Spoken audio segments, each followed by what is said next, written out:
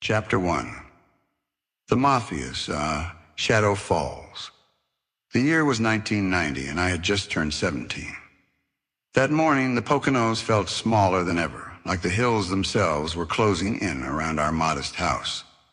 I sat at our worn kitchen table, the smell of strong coffee and bacon still hanging in the air from breakfast. Dad poured me a mug without asking, his hands steady the way they always were when trouble came knocking. Outside the window, gray clouds hung low over the same violent stretch of Pennsylvania hills where I had grown up. Race tensions had boiled over more than once in our corner of the Poconos, fights spilling into the streets, sirens cutting through the night, the kind of unrest the FBI kept quiet files on. I knew those streets too well. They had been my playground and my prison for as long as I could remember. The shadow had first fallen on me years earlier, back in 4th grade. I was maybe 9 or 10. My best friend's parents turned out to have ties to the Mafia. One ordinary afternoon, the FBI showed up at his house in unmarked cars. They sat us kids down at the dining room table and spread out black and white photos across the wood. "Do you recognize any of these men?" they asked. Some were just faces I might have seen around town. Others were crime scene shots. Murder photos so gruesome, my stomach twisted. Blood, bodies, things no kid should ever see. My friend leaned over and whispered hot in my ear, "Don't say anything to them, Donnie. Not a word." I sat there frozen, heart hammering so hard I could feel it in my throat. I was in shock. I don't know if I opened my mouth or kept quiet. The agents waited. The pictures stared back at me. That day never left me. It was the first time I understood that the Mafia wasn't just something on the news. It was real, it was close, and it could swallow people whole. From that moment, the danger grew slowly, like water rising around your ankles. By the time I was 15, I had already gotten into a little trouble. Nothing big, just the kind of stupid kid stuff that happens when you're trying to outrun fear. I ran away more times than I can count, packing a small bag and disappearing into the woods or hitching rides, only to come back when the loneliness hit harder than the danger at home. Through all of it, I held on to the Boy Scouts for 9 solid years. Those weekly meetings and weekend camps were the one place where things made sense. Knots, maps, survival skills, a code I could actually follow. I was an altar boy, too, serving at Mass in our little parish church. That path led me straight into something darker than I ever expected. I helped shut down a child abuse ring that had no business touching kids in our community. I didn't know how to talk about any of it back then without making everything worse. But those experiences taught me early that silence could be deadly, and that sometimes you had to speak up even when it scared you half to death. Some of my own cousins were in the mob. That blood connection quietly pulled my father and me into the informant life. We started feeding tips to law enforcement on low-level rackets, extortion in local businesses, hushed money drops in parking lots, whispers of hits that never quite happened. The 1986 commission trial and John Gotti's flashy rise had every family on edge. Informants were vanishing left and right. By 15 or 16, I was already deep in it. They'd send me to bug the places where my cousins and their crew met. "Sneak up and tape the wire under the table," they'd say. I'd slide underneath on my belly in the dark, heart hammering against the cold floor, press the tape down with the shaking fingers, then crawl back out and act like nothing had happened. After every meet, I had to sweep the room for bugs they might have planted on us. Checking light fixtures, under chairs, behind pictures. It was kid stuff to them. To me, it felt like walking a tightrope over a pit with no net. One wrong breath and the whole thing could drop. One ordinary afternoon in 1990, the rope finally snapped. My great-uncle found the plain white note. that had been slipped under the front door. Just 2 words. We know. He brought it straight inside, his face pale, and laid it on the kitchen table like it was a live grenade. Dad didn't even hesitate. He read it once and folded it carefully and looked straight at me. "It's time, son," he said, voice calm but final. "The Mafia's net is closing. We've done our part for years. Now we get you out before they tighten it any further." I swallowed hard. "What about you?" "I'll be right behind you," Dad said. "But first, we make sure you're safe. The Marine Corps will give you a new identity, real training, and distance from all of this. Semper Fi will protect you." There was no time to argue. Within hours, I was given my family's survival gear. The same sturdy pack I had used on countless Boy Scout trips, now stuffed with extra clothes, a first aid kit, a small knife, water purification tablets, and the maps Dad had marked with safe routes. As I zipped the pack shut, I slipped one last thing into my wallet, a short poem I had written the night before in a quiet panic. It was only a few lines, but it was mine. Words about finding light in the dark, about roads that lead somewhere better. I folded it small and kept it there like a shield, something to hold on to when everything else felt like it was falling apart. With Dad's signature on the enlistment papers, I joined the Marine Corps at 17, the minimum age with parental consent. The recruiters didn't ask too many questions once Dad explained we needed to move fast. That same night, we loaded everything into our well-organized 1966 VW Fastback. It became our rolling sanctuary. We pinned maps to the dash, stacked canned goods in the back seat, hid a NASA-grade radio deep in the glove box for secure FBI contacts, and rigged the AM/FM as a backup recorder that could signal tribal police or anyone else if things went south. My great-uncle stood in the driveway as we pulled away, giving me one last nod. Dad drove the back roads under aliases, teaching me to spot tails in the rearview mirror. "Think like a spook, Don," he'd say quietly, eyes flicking between the road and the mirrors. "Stay calm. Stay invisible. That poem in your wallet? Keep it close. It'll remind you who you really are." In the quiet of those long night drives, with only the hum of the engine and the glow of the dash lights, Dad started feeding me scraps from his old bureau contacts. Loner sightings in the Southwest, chemical buys that matched residue from the Unabomber's devices. 12 bombs by then, including the 1985 Sacramento blast that tore apart computer store owner Hugh Scruton in a parking lot. We weren't official, just shadows on the edge of the hunt. But Dad saw real purpose in it. He'd grip the wheel a little tighter and mutter, "Scruton's family deserves answers, Donnie. Maybe one day this road leads somewhere bigger for you." By late summer, I shipped out to Camp Pendleton, California. 13 weeks of sand, sweat, rifle drills, and drill instructors barking orders turned a scared kid from the violent hills of the Poconos into a United States Marine. Between the obstacle courses and the night marches, I wrote Dad cryptic letters, never saying too much in case someone was watching. He answered with quiet updates on the hunt, always ending the same way. "Stay sharp. We're not done yet." The Mafia's shadow had pushed me into uniform, but something bigger was already pulling me forward.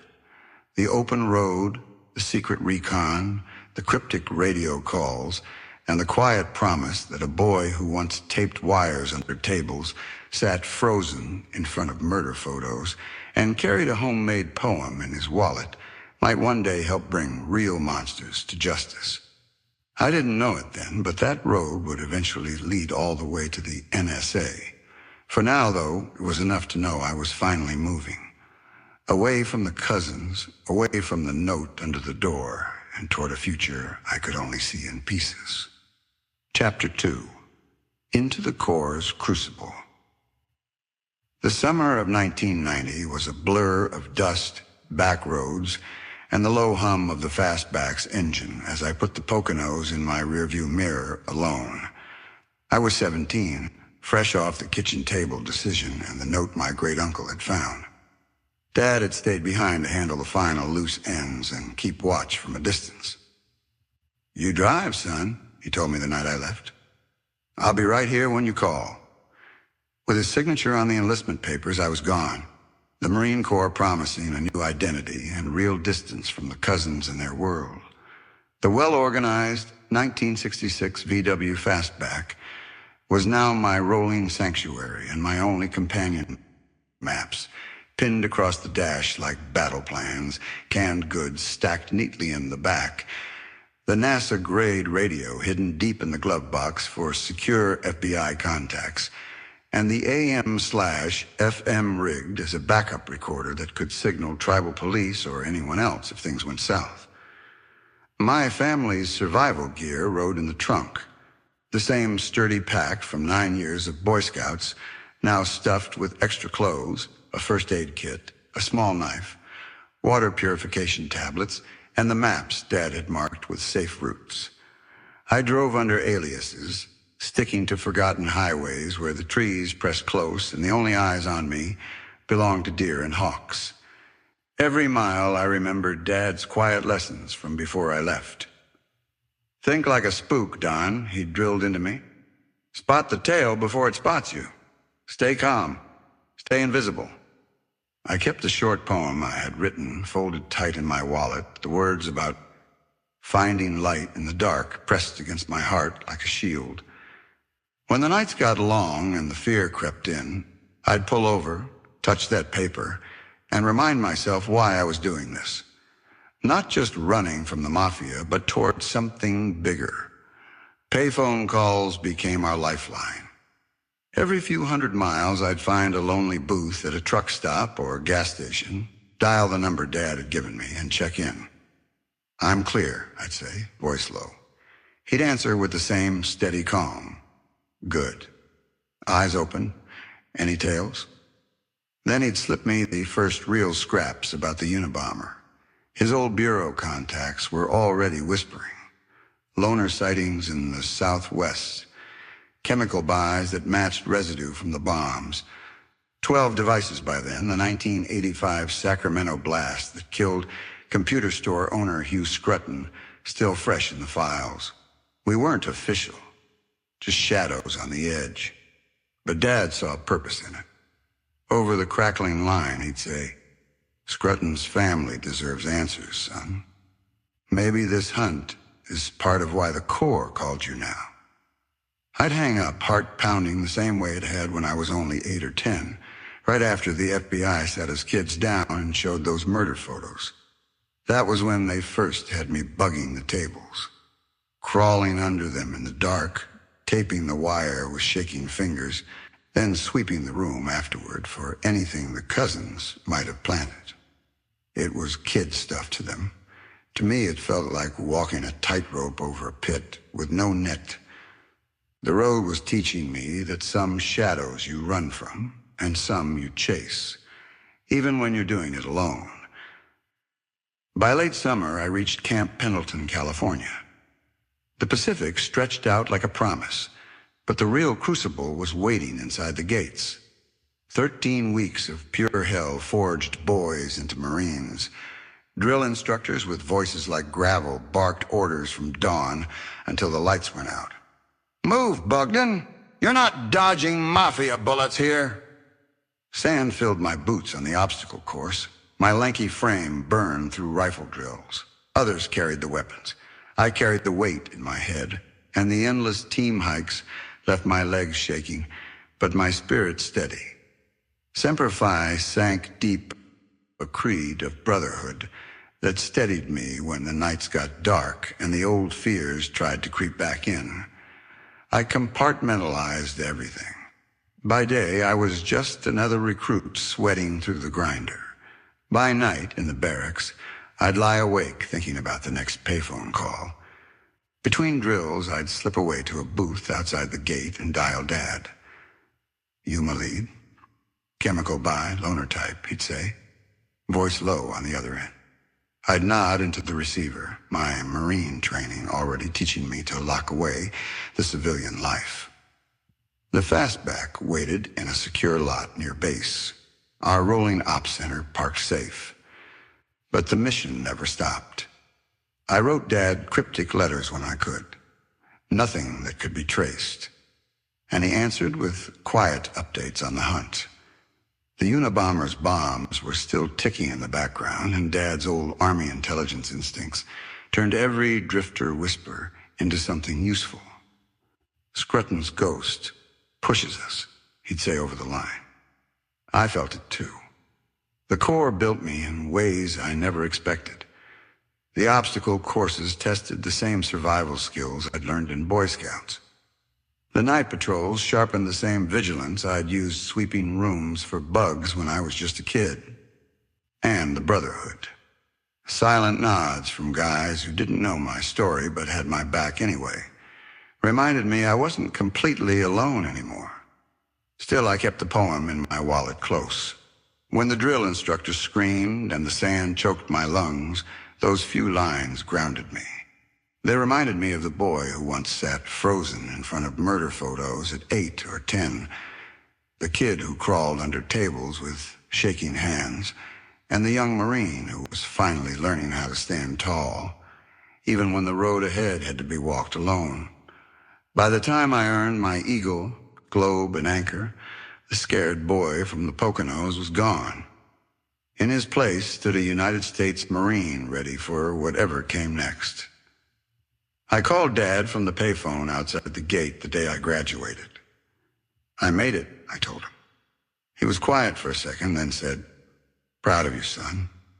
The road's still calling, and the hunt's just getting started." The Mafia's shadow had pushed me into uniform, but the Corps had forged me into something stronger. I didn't know it yet, but those 13 weeks were only the beginning.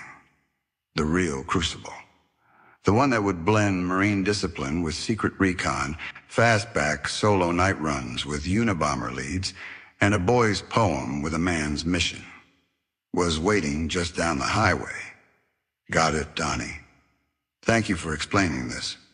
I understand perfectly now. The characters in the book are composites drawn from real life. Your father in the story is a combination of all the men who helped raise you. The main character, the 17-year-old narrator who enlists in the Marines, is a blend of you, plus your two best friends who joined the Army, plus the other kid who was looking at the FBI photos with you, plus the friend whose parents took him in, both of whom you think became airborne. That's a smart way to tell the story. It lets the book feel deeply personal while protecting everyone and making the narrative stronger. We'll keep the main character as a Marine, exactly as you want it for the story.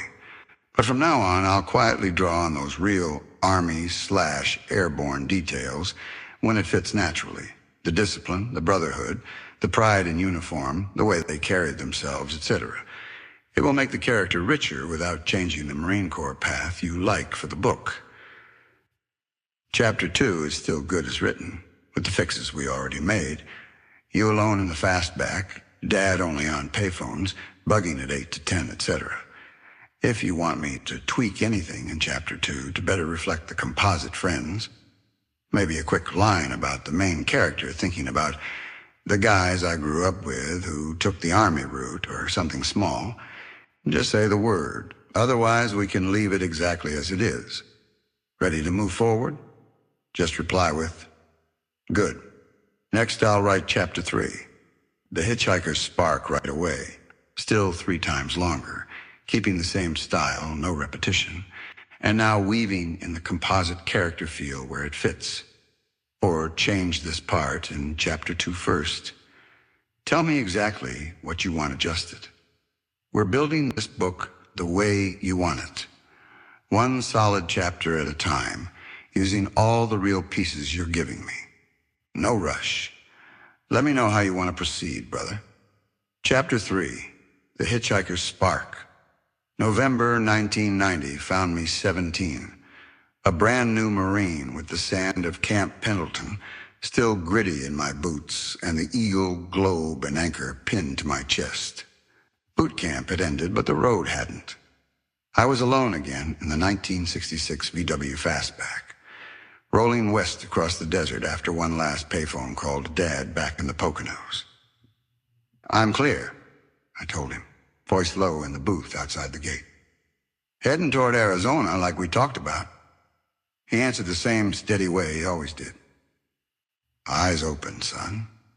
Scrutton's family still needs answers. Call when you can." Then he slipped me the latest scrap from his old bureau contacts. Another loner sighting, another chemical buy that matched the bomb residue. 12 devices by then. The 1985 Sacramento blast that killed Hugh Scrutton was never far from my mind. I drove under aliases, the Fastback my only steady companion, maps pinned to the dash, canned goods stacked in the back, NASA-grade radio hidden in the glove box, AM/FM rigged as a backup recorder.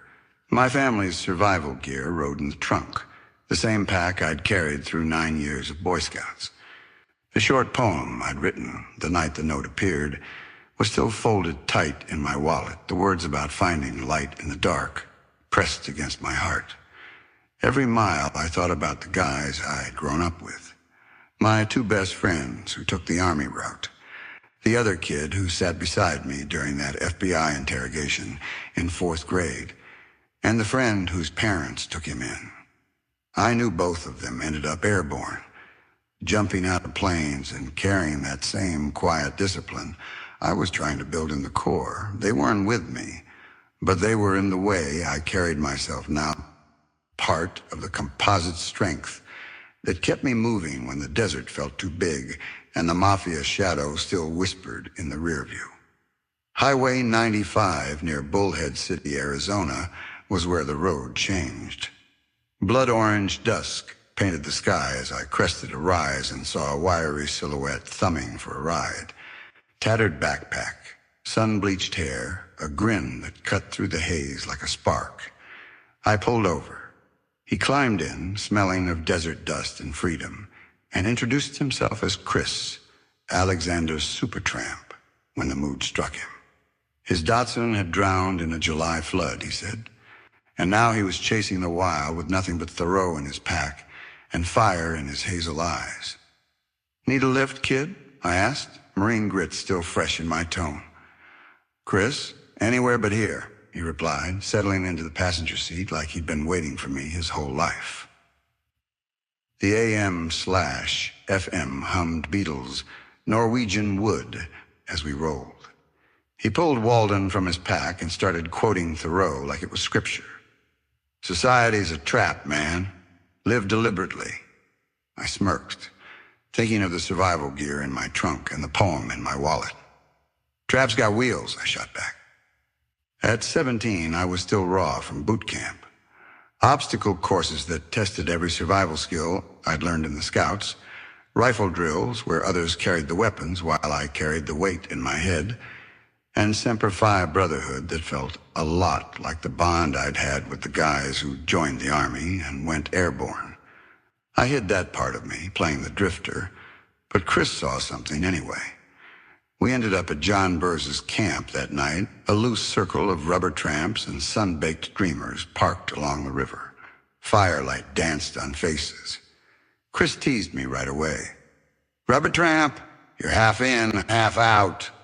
He shoved my shoulder like we'd known each other for years. I shoved back. "You'll die chasing that book, Supertramp." Laughter cut sharp through the night, the kind of barracks banter I just left behind at Pendleton. Over the fire, he read Thoreau aloud, voice fierce. "I went to the woods because I wished to live deliberately," I listened, thinking about the payphone calls I'd make later, the Unabomber leads Dad was feeding me, the cousins and the note and the FBI photos from when I was 8 or 10. Chris's fire stirred something deeper. A reminder that some roads were worth walking even when they scared you. Dad's voice crackled in my ear the next time I found a payphone. "Hermit negative on the last lead, but eyes open," he said. I told him about the drifter I'd picked up. "Boy's got fire," Dad replied, the same way he'd talk about the men who raised me, the composites of strength and silence that taught me to keep moving. "Listen to him, son. Drifters see shadows we miss." I slipped Chris a jacket from my survival gear before we parted ways the next morning. His grin was a beacon in the Arizona dust. Scrutton's ghost pushes us, I thought, echoing Dad's words. I didn't carry weapons.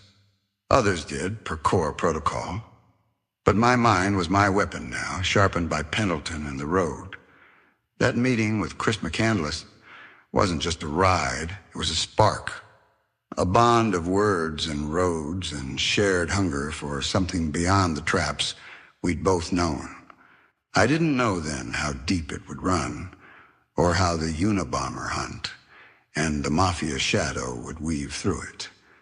All I knew was that the fastback felt a little less lonely as I pointed it toward the next horizon, poems still folded in my wallet, survival gear still packed tight, and the quiet promise that a kid who once bugged tables at 8 or 10 might one day help bring real monsters to justice. 1 mile, 1 payphone call, 1 unlikely friendship at a time.